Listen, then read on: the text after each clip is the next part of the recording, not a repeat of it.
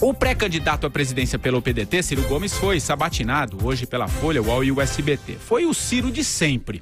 Disse, por exemplo, que se eleito vai revogar 2 medidas do governo golpista: o teto de gastos e a reforma trabalhista. Deu a entender também que não mexerá na Previdência.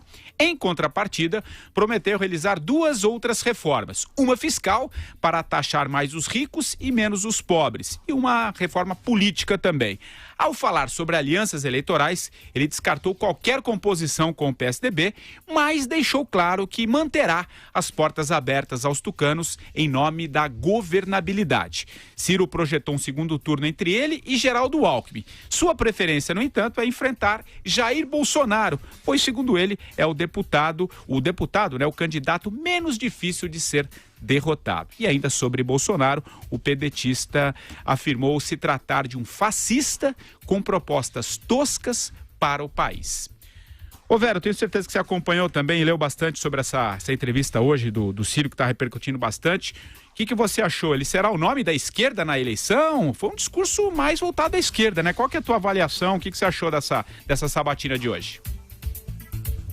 Patrick, eu acompanho a carreira do Ciro Gomes há algum tempo. Acompanhei suas 2 outras candidaturas à presidência. E o que eu vi foi mais do mesmo em relação a essas outras candidaturas. Você vê que ele tenta agora se mostrar como alguém mais maduro, alguém que estudou os problemas do país, alguém comprometido com a responsabilidade fiscal, mas quando ele é posto para falar mais livremente, ele trai os seus velhos cacuetes de sempre. Ele estava muito acelerado, eu assisti os 1 hora e 5 minutos de entrevista, muito acelerado, não deixava os jornalistas perguntarem, atalhava as perguntas para já ir respondendo, com um voluntarismo que ia da economia à política, por todos os assuntos, sempre na base do eu vou fazer, usando palavras bastante eloquentes. Tudo para ele é uma selvageria, tudo para ele é uma bandidagem, é uma canalice. Então, usando todas essas palavras grandiloquentes para esconder o que, na verdade, é uma completa ausência de um conteúdo maior. Quando questionado sobre questões econômicas importantes, ele diz que vai revogar tudo que foi feito e aí não consegue dizer exatamente o que vai fazer. Quando ele diz que vai revogar o teto de gastos do setor público, o Fernando Canzian da Folha o questionou. Disse, então, como o senhor vai fazer com o orçamento, uma vez que ele é limitado por si? Onde vão vir os cortes? E aí ele se põe a tergiversar. Quando fala da reforma da Previdência, ele diz que não está comprovado que existe um déficit na Previdência. E aí se pergunta, então como o senhor vai fazer? Aí ele vem, Patrick, com propostas que vão na base na ideia da democracia direta. Diz que vai propor referendo e plebiscito para tratar de uma questão que é crucial. Como que você vai fazer uma reforma da Previdência por referendo ou por plebiscito? Isso é impossível. Ele teria de dizer que vai ter maioria no Congresso e dizer que reforma vai fazer. Ele não faz nem uma coisa nem outra. Quando questionado sobre maioria, de novo tergiversa. Diz que não vai fazer como Fernando Henrique Cardoso e o PT fizeram, que é se vender a esse presidencialismo canalha e a essas jogadas com os corruptos, etc, etc, mas não diz como vai compor a sua própria base. Então, a entrevista dele mostra que é uma temeridade apostar num programa como o do Ciro Gomes. É um programa que é um pastel de vento, com muitas palavras infladas e pouquíssimo conteúdo. Pouquíssimo conteúdo na base do como ele vai fazer aquilo a que ele se propõe. O que você achou da entrevista, Andreasa? Rapaz, que dia o de hoje. Eu tive de ver esses mesmos 65 minutos a que a Vera fez referência do Ciro Gomes e ainda havia Carmen Lúcia no Canal Livre, um troço assombroso. E aí eu levantei alguns pontos aqui relativos a essa fala do Coronel Ciro, né? Primeiro, bate no PSDB, mas não bate em Alckmin, né? Sem dúvida nenhuma, escolheu o Bolsonaro como algoz, faz sentido. Bolsonaro lidera as pesquisas sem Lula. E é curioso que quando perguntado pelo líder das pesquisas, e sendo esse líder, segundo o repórter, o Bolsonaro, eu imaginei que o Ciro fosse falar, mas e o Lula? Não, considerou sem afetação que o Lula está fora porque nos cenários em que o Lula é testado, ele lidera. Mas para o Ciro, pelo menos nessa pergunta, o Lula é carta fora do baralho. Chama então o Bolsonaro duramente de fascista, e essa parece que vai ser a tônica do discurso do Ciro, bater nessa tecla. Evidentemente, um ataque gravíssimo, né? É criminalizar um adversário, chamar de fascista, é grave. Vamos ver como o Bolsonaro responde. Diz que é o candidato que ele gostaria de enfrentar no segundo turno, porque considera o mais fácil de vencer. Nesse ponto, todos sabem, eu venho falando isso há muito tempo, eu concordo. Acho que nesse sentido, o Bolsonaro é o adversário dos sonhos no segundo turno.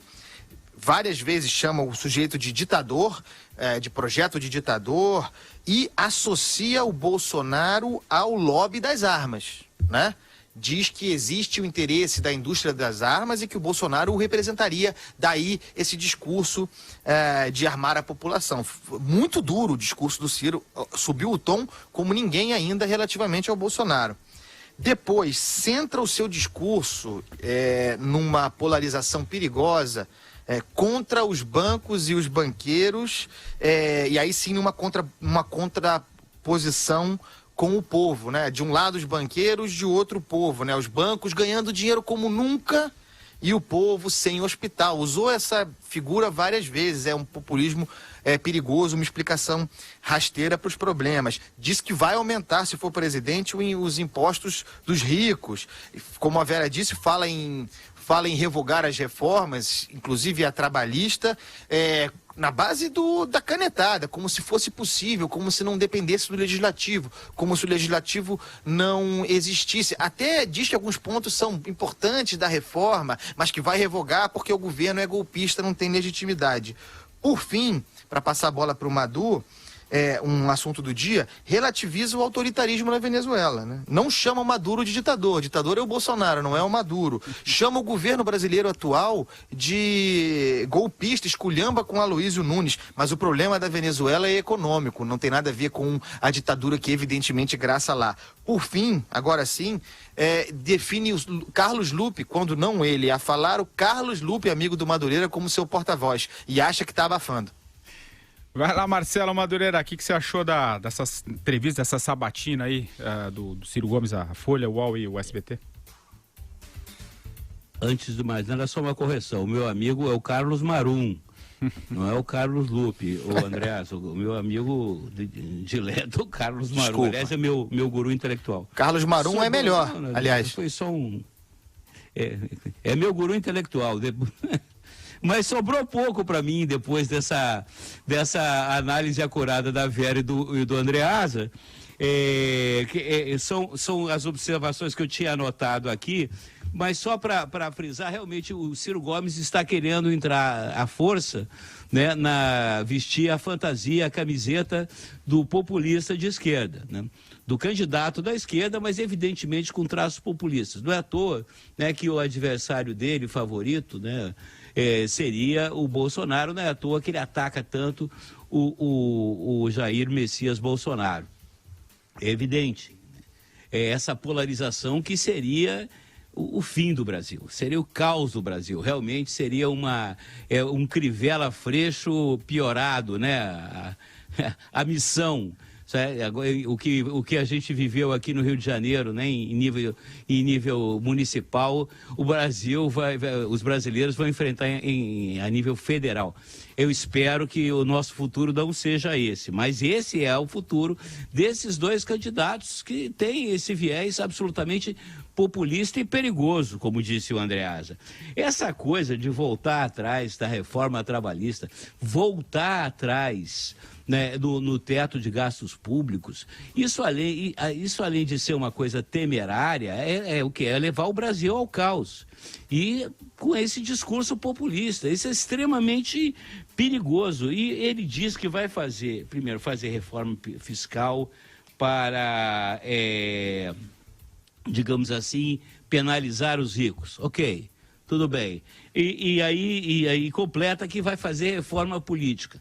Repito novamente aqui o que já foi dito.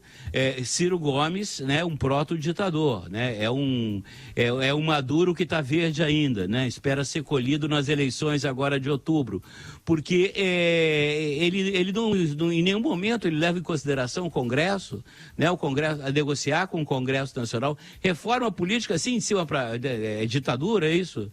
Como é que você vai fazer? Como é que ele consegue prometer a reforma política, que vai fazer a reforma política? É um candidato absolutamente irresponsável, né? Aliás, é a coisa mais... no Brasil, qualquer um se declara candidato e sai falando asneiras à vontade, né? E tem ampla cobertura da mídia, né? São as, digamos assim, é um ponto contra a liberdade de imprensa, mas... de manifestação e expressão, mas são os ossos do orifício. Antes assim, né, que a gente já fica conhecendo o candidato. Fala, Vera. 0 ponto contra, ponto a favor. Justamente por 3 veículos de comunicação se colocarem a sabatinar o Ciro Gomes, sentado numa cadeira frente a frente com ele, é que é possível ver o tamanho da inconsistência dele como candidato. A ponto de, questionado sobre aquele vídeo que a gente discutiu aqui na semana passada, em que ele desfila o seu inglês macarrônico com direito a palavrões, ele diz: pois é, eu estava ali diante de uma conversa com um acadêmico, como se isso fosse razão para usar aquele linguajar, e não me liguei que pode ser tudo filmado daqui para frente, eu tenho de me policiar mais. Ora, a íntegra daquele vídeo estava no Facebook do próprio Ciro Gomes. É deste tamanho a inconsistência dele. Quando confrontado com os seus próprios tropeços, ele tropeça novamente. Nessa questão da Venezuela, ele diz: o governo golpista brasileiro que mudou a política em relação à Venezuela, e aí em relação à eleição da Venezuela ele não vê fraude. É pura viseira ideológica a serviço de uma candidatura.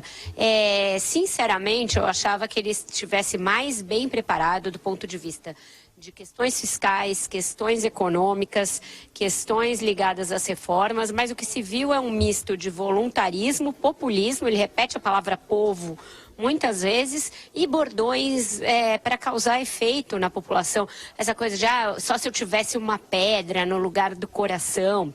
A reforma trabalhista permite que mulher prenha seja colocada em ambiente insalubre, misturando o linguajar do boteco lá do Nordeste com alguma coisa que as pessoas entendam. Olha, é uma entrevista que merece ser assistida com olhos de ver pelo eleitorado. Alguma coisa ainda na entrevista ou vamos adiante, Andreasa? Quer falar?